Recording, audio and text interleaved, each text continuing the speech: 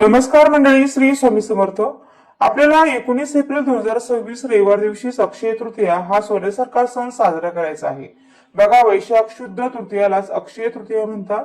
3.5 मुहूर्तापैकी एक संपूर्ण शुभ मुहूर्त म्हणजे अक्षय तृतीया. हा श्राद्ध दिवस सुद्धा मानला जातो. हा दिवस पितरांचा सण म्हणून सुद्धा आपण साजरा करत असतो. बघा, या दिवशी केलेले दान, हवन, तर्पण, पूजा, जप इत्यादी पुण्यकर्म आपल्याला अक्षय फळ देत असतात. थोडक्यात काय, आपल्या पितरांचं ऋण फेडण्याचा हा दिवस असतो. तसेच हा दिवस परशुराम जयंती म्हणून सुद्धा आपण ओळखतो. अक्षय तृतीयालाच आखातीज असे सुद्धा म्हटले जाते. हा एक अत्यंत शुभ दिवस असतो आणि या दिवशी भगवान विष्णू, भगवान श्री गणेश, माता लक्ष्मींची पूजा देखील केली जाते. अक्षय हा शब्द अनंत किंवा शाश्वत आहे, जो शब्दांच्या संबंधित असीम भाग्य आणि समृद्धीचा प्रतीक आहे. नवीन व्यवसाय सुरू करणे, नवीन नोकरी सुरू करणे किंवा नवीन निवासी स्थानात प्रवेश करणे यासारखे नवीन उपक्रम सुरू करण्यासाठी हा दिवस योग्य मानला जातो. यंदा 19 एप्रिल अक्षय तृतीया आहे आणि या दिवशी तुम्ही पूजा नाही केली तरी चालेल, पण ही एक जी चूक आहे ती अजिबात आपल्याला करायची नाही.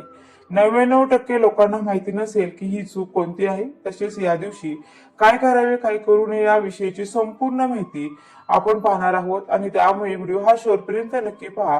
चला तर मग आपण व्हिडिओला सुरुवात करूया.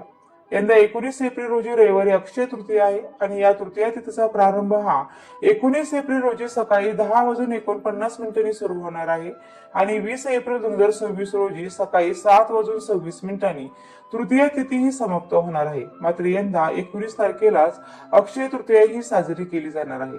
बघा, अक्षय तृतीया साजरी करताना या गोष्टी नक्की लक्षात ठेवा. नंबर 1, महिलांनी सकाळी लवकर उठायचं आहे आणि आंघोळीच्या पाण्यात थोडे का होईना गंगाजल टाकायचं आहे, चिमूटभर हळद टाकायची आहे. तुम्हाला आंघोळीनंतर आपलं मुख्य दार स्वच्छ पुसून घ्यायचं आहे, दारासडा रांगोळी करायची, घरदार स्वच्छ करून घ्यायचं आहे, उंबरठ्यावर हळदीचं लेपन करायचं आहे, दाराशी लहान का होईना रांगोळी काढायची, उंबरठ्याची पूजा करून घ्यायची आहे आणि उंबरठ्यावर एक वस्तू ठेवायची आहे. ती म्हणजे एखादी मातीची पंती घ्या, त्यात अख्खे मुठभर तांदूळ ठेवा, त्यावर 2 लवंगा, 2 कापराच्या वड्या ठेवा आणि उंबरठ्यावर कोपऱ्यात दिवसभर ठेवून द्यायचे आहेत. त्या तिथेच तशाच राहून द्या. संध्याकाळी दिवे लागणीला ते तांदूळ आणि जो कापूर ठेवलेला आहे लवंगासोबत त्या वस्तू तुम्हाला जाळून टाकायच्या आहे. माता लक्ष्मीला तुमच्या मनातील इच्छा बोला आणि त्या वस्तू उंबरठ्यावर जाळायच्या आहेत. तुम्हाला सोन्यासारखे अनुभव येतील. नंबर 2, त्याचबरोबर या दिवशी सकाळीच गॅसच्या शेगडीची पूजा आवर्जून करायची आहे. आंब्याचं तोरण दारावर जरूर लावायचं आहे. आता आंब्याचं तोरण लावताना काय करायचं आहे बघा महिलांनो, 5 आंब्याची पानं घ्या, 11 घ्या, 21 घ्या, धुवून स्वच्छ पुसून घ्यायची. प्रत्येक आंब्याच्या पानाला ओम नमो भगवते वासुदेवाय नमः लक्ष्मी नारायणाचा मंत्र जपा आणि प्रत्येक आंब्याच्या पानाला हळदी कुंकूचं बोट लावायचं आहे आणि मग ती आंब्याची डाळी किंवा आंब्याचं तोरण आपल्याला मुख्य दरवाज्यावर लावायचं आहे. नंबर 3, मुख्य दरवाजावरती ओल्या हळदीने किंवा कुंकवाने स्वस्तिक काढायचा आहे. त्याचबरोबर गॅस शेगडीच्या भिंतीवर आपल्या मुख्य देवघराजवळ एक स्वस्तिक काढा. तुम्ही तिजोरीवर स्वस्तिक काढायचं आहे. जिथे जिथे तुमच्या लक्ष्मीवर्धक गोष्टी ठेवल्या आहेत तिथे तिथे तुम्हाला स्वस्तिक काढायचं आहे. मग तुम्ही हळदीने काढा किंवा हळदी कुंकू एकत्र करून त्यामध्ये गुलाबजल टाकून काढा. लक्ष्मीनारायणाचा मंत्र जपा आणि मग स्वस्तिक काढायचं आहे. यामुळे सुद्धा माता लक्ष्मी प्रसन्न होतात. नंबर 4, या दिवशी भगवान श्री हरी विष्णूंची विष्णू सहस्रनामावली ही सेवा आवर्जून करा. 1 वेळा किंवा 11 वेळा व्यंकटेश स्तोत्र पठण करता आलं तर जरूर पठण करायचं आहे. सकाळी करा, संध्याकाळी करा, पण आवर्जून करा. जमलं नाही तर युट्यूबवर लावून द्या. नंबर 5, तुमच्या कुलस्वामिनीचा टाक असेल, फोटो असेल, देवी आईला कुंकुमार्चन या दिवशी आवर्जून करायचं आहे. नंबर 6, त्याचप्रमाणे अक्षय तृतीयाला देवी देवतांना छान या दिवशी अभिषेक सुद्धा करायचा आहे. पंचामृताने करा, गाईच्या दुधाने करा, थोडा केशर असेल तर दुधात केशर टाका आणि केशर मिश्रित दुधाने आवर्जून लक्ष्मीनारायणाला, गणपती बाप्पा जेवढे देवी देवतांच्या मूर्ती असतील तेवढ्यांवरती केशर मिश्रित दुधाने अभिषेक करावा. नंबर 7, बघा, माता अन्नपूर्णाला देवघरात स्थापन करताना छान असं वाटीवर तांदूळ घ्या, त्यामध्ये अन्नपूर्णा मातेची मूर्ती स्थापन करा. अन्नपूर्णा मातेला ओम अन्नपूर्णाय नमः, ओम अन्नपूर्णाय नमः मंत्र जपा. सकाळी देवघरात सुद्धा एक अखंड दिवा लावून द्यायचा आहे. विझणार नाही याची काळजी घ्या. एक दिवा तुळशी जवळ लावा, एक दिवा मुख्य दरवाजापाशी लावा. प्रत्येक दिव्यामध्ये 2-2 लवंग टाकून द्या. तसेच दिव्यात एक एक कापराची वडी टाका, चिमूटभर हळद टाका. देवघरातील दिव्यात पण तुळशी जवळ पण आणि मुख्य दाराशी सुद्धा. आणि अशी दिव्यामध्ये ही सेवा करताना लक्ष्मीनारायणाचा मंत्र जपायचा आहे. आणि एक दिवा पितृदेवांच्या नावाने दक्षिण दिशेकडे लावायचा आहे. त्यामध्ये फक्त आपल्याला काळे तीळ हे टाकायचे आहेत, इतर वस्तू टाकायच्या नाहीयेत. नंबर 8, अक्षय तृतीयेला देवघरात वाटीभर धणे आणि एखादा गुळाचा खडा किंवा साखर, वाटीभर धणे किंवा गुळ माता लक्ष्मी समोर तो नैवेद्य दाखवायचा आहे. आपण तर पूर्णावरणाचा नैवेद्य किंवा इतर गोडधोडाचा नैवेद्य दाखवतच असाल तरी पण तो नैवेद्य दाखवल्यावरती सुद्धा वाटीभर धणे, गुळ किंवा साखर याचा नैवेद्य माता लक्ष्मीला जरूर दाखवायचा आहे. आयुष्यभर तुमच्या घरात धनधान्य, ऐश्वर्य, सुख, संपत्ती कशाचीच कमी पडणार नाही, म्हणून वाटीभर धणे आणि साखर हा नैवेद्य माता लक्ष्मीला जरूर दाखवायचा आहे. या दिवशी थोडेसे धणे आपल्या कुंडीत जरूर पेरून द्या आणि त्याची जी कोथिंबीर उगवेल ती तुम्ही जेवणात प्रसाद स्वरूपात वापरायची आहे. नंबर 9, या दिवशी पूर्णावनाचा नैवेद्य, आंब्याचा नैवेद्य तर सगळ्यांच्या घरामध्ये होतोच. काही ठिकाणी तर अक्षय तृतीयापासून आंबा खाल्ला जातो. आधी देवांना नैवेद्य दाखवला जातो, पितरांना नैवेद्य दाखवला जातो, गाईला नैवेद्य दाखवला जातो आणि मग आपण आंबा खायला हा सुरुवात करतो. नंबर 10, बघा आपल्याला आपल्या कर्माची फळे आपल्या कर्मानुसार मिळत असतात आणि म्हणून अक्षय तृतीयाच्या दिवशी दान करायला विसरू नका. या दिवशी दान केल्यामुळे तुमच्या जीवनामध्ये सकारात्मक गोष्टी घडत असतात आणि आपली जी चांगली कृती आहे त्यामध्ये वाढ देखील होत असते. नंबर 11, अक्षय तृतीयाच्या दिवशी पाण्याने भरलेले भांडे दान करणे अतिशय शुभ मानले जाते. या दिवशी तुम्ही कलश किंवा भांडे दान करू शकता. फक्त ते भांडे रिकामे दान करू नका हे नेहमी लक्षात ठेवा. त्यामध्ये पाणी किंवा साखर, धान्य भरून तुम्ही हे भांडे दान करू शकता. अक्षय तृतीयाच्या दिवशी पांढऱ्या वस्तूचे दान करणे अतिशय शुभ मानले जाते. यामध्ये तुम्ही दूध, दही, साखर, खीर, शंख, पांढरे कपडे इत्यादी वस्तूंचे दान करू शकता. यामुळे व्यक्तीला शुभ फळे प्राप्त होतात आणि कुंडलीतील चंद्राची स्थिती देखील मजबूत होते. तसेच या काही वस्तू दान केल्याने व्यक्तीला शाश्वत पुण्य देखील प्राप्त होते. नंबर 12, त्याचप्रमाणे अक्षय तृतीया दिवशी पूर्वजांचा आशीर्वाद मिळवण्यासाठी तुम्ही पूर्वजांच्या नावाने गरिबांना आणि गरजूंना तुमच्या क्षमतेनुसार अन्नदान, पैसे आणि कपडे इत्यादी देखील दान करा. असे केल्याने पितृदोषापासून मुक्ती मिळते. या दिवशी ब्राह्मणासाठी जेवणाची व्यवस्था करावी. अक्षय तृतीयाला सोने खरेदी करणे सुद्धा खूप चांगले मानले जाते. तसेच मंदिरात फळे आणि प्रामुख्याने गोड अन्नाचे दान करावे. शक्य असल्यास हॉस्पिटलमध्ये जाऊन गरजू रुग्णांना फळे, पाणी आणि मिठाई वाटप करावी.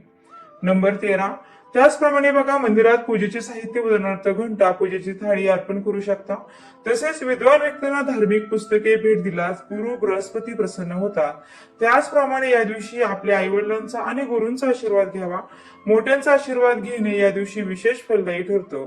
थोडक्यात सांगायचं तर मोठ्यांचा आशीर्वाद घेतल्यास आपल्याला अनंत पुण्याची प्राप्ती होते. नंबर 14, याशिवाय या दिवशी धनसंपत्तीसाठी देखील मिठाची पूजा केली जाते. अक्षय तृतीयाला वाटीमध्ये मीठ घेऊन त्याची पूजा अवश्य करावी. पण तुम्ही काचेची वाटी किंवा चिनी मातीचीच वाटी घ्यायची आणि त्यामध्ये मीठ भरावं. मग ते मीठ जाड असेल, काळं मीठ असेल, सैदोय मीठ असेल किंवा बारीक मीठ असेल, जे मीठ तुम्ही वापरता ते मीठ तुम्ही त्यामध्ये भरायचं आणि त्याची पूजा करायची. वाटीच्या समोर तुम्ही फूल आणि त्या फुलावरती हळदी आणि कुंकू वाहू शकता. अक्षय तृतीयाला तुम्ही मिठाची पूजा अवश्य करावी. दुसऱ्या दिवशी सकाळी उचलून ते मीठ तुम्ही एकतर स्वयंपाकघरामध्ये वापरू शकता किंवा एखाद्या काचेच्या बरणीमध्ये भरून ठेवून तेच मीठ तुम्ही थोडं थोडं करून फरशी पुसण्यासाठी वापरलं तरीही चालेल. यामुळे आपल्या घरातील नकारात्मकता ही नष्ट होते. नंबर 15, अक्षय तृतीयाच्या दिवशी भगवान विष्णूंची ज्यावेळेस तुम्ही पूजा कराल त्यावेळेस भगवान विष्णूंना पिवळा रंग हा अतिशय प्रिय आहे. म्हणून पिवळ्या रंगाची फुलं, पिवळ्या रंगाचा तुम्ही भोग प्रसाद म्हणून नैवेद्य त्यांना अर्पण करू शकता. तसेच या दिवशी आपण पिवळ्या रंगाची वस्त्र परिधान देखील करू शकता किंवा करावी. तसेच या दिवशी नवीन कपडे परिधान करूनच मंदिरात देवाचं दर्शन हे आवश्यक घ्यावे. नंबर 16, प्रत्येक महिन्याच्या अमावस्येला सुद्धा तुम्ही पितरांसाठी दानधर्म, पितरांसाठी सेवा ही करू शकता. प्रत्येक महिन्याच्या अमावस्येला तुम्ही पितरांचे स्मरण करून सीतादान करू शकता. तुम्ही एखाद्या मंदिरामध्ये गुप्तदान, यथाशक्ती जे काय तुम्हाला पैसे दान करायचे आहेत ते तुम्ही दान करू शकता. किंवा या व्यतिरिक्त तुम्हाला काही पितरांसाठी सेवा करायची असतील, पितृस्तुती, पितृअष्ट किंवा पितृस्तोत्र तुम्हाला नित्यनेमाने दररोज म्हणायचं असेल तर ते सुद्धा दररोज तुम्ही सकाळी किंवा संध्याकाळी घरामध्ये दक्षिणेकडे तोंड करून बसून तुम्ही हे म्हणू शकता. नंबर 17, बघा, आपण जो पितरांचा स्वयंपाक करतो त्यामध्ये कोणकोणते पदार्थही बनवायचे असतात.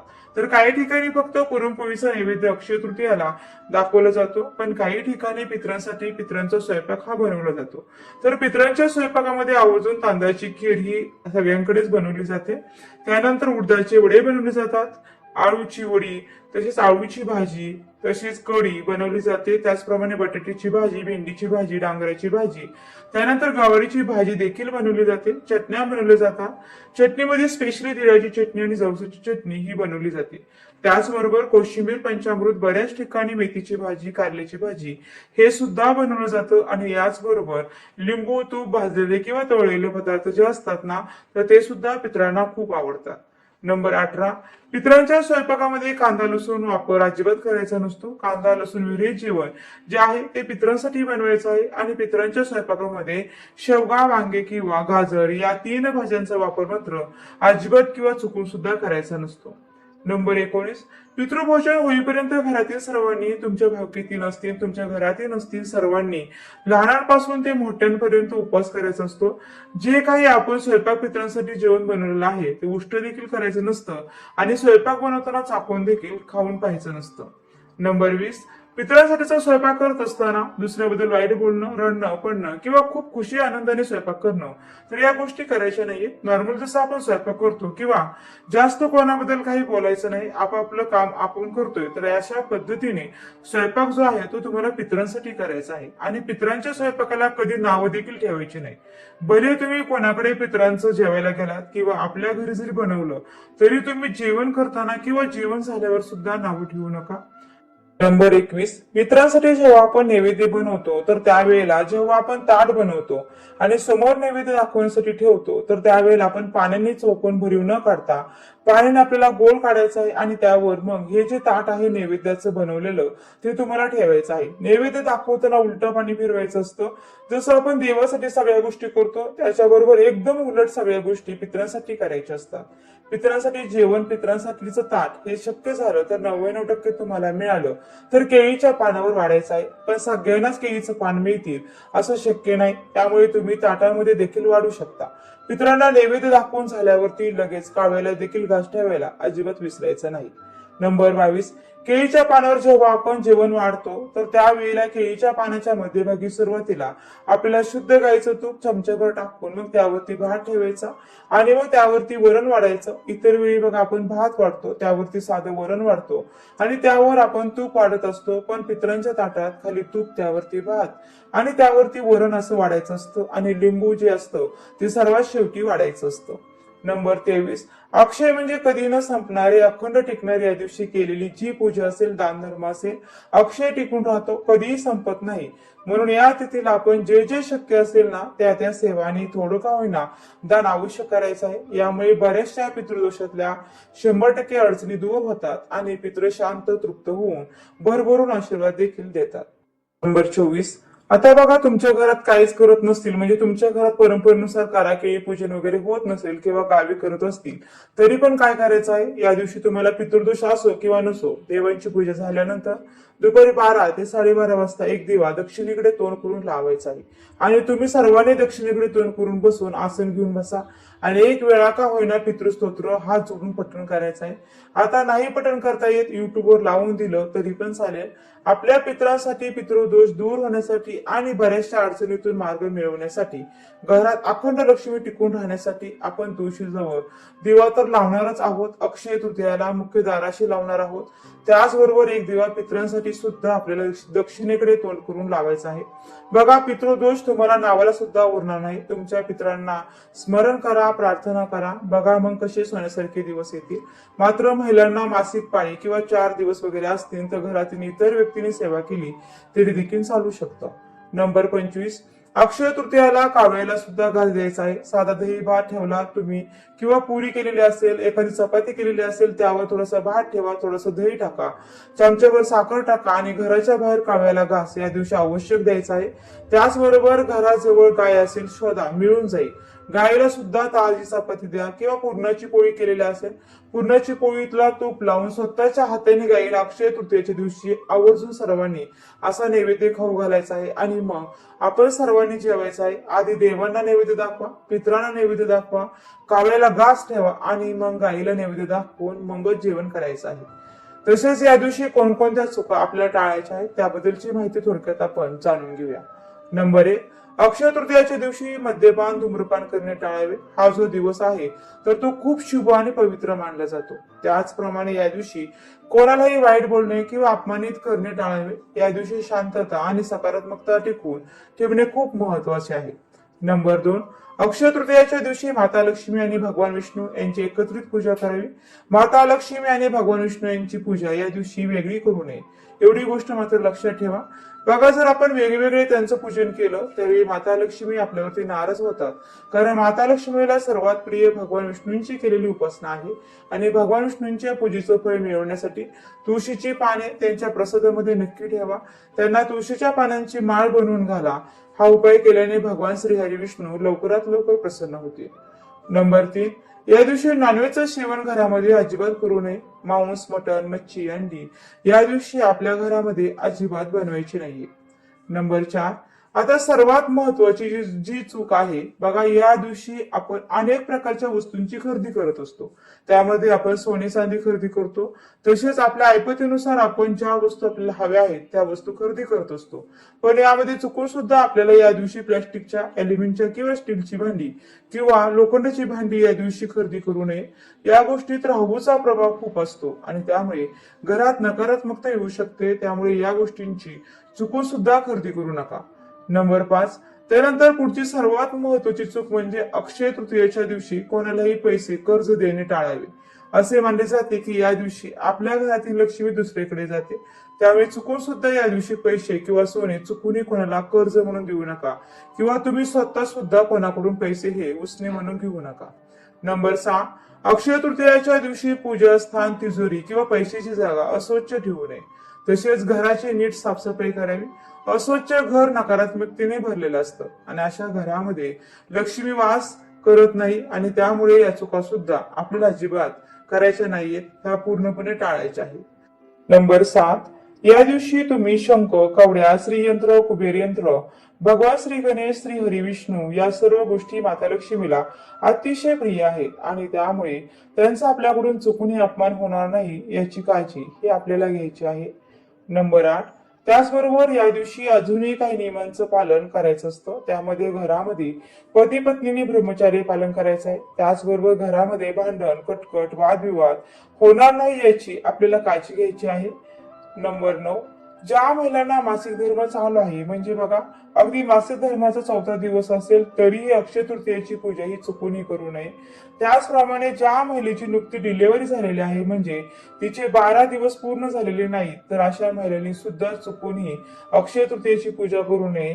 डिलिव्हरी झालेल्या महिलेने 1.25 महिना देवपूजेपासून तसं पाहिलं तर लांब राहायचं असतं.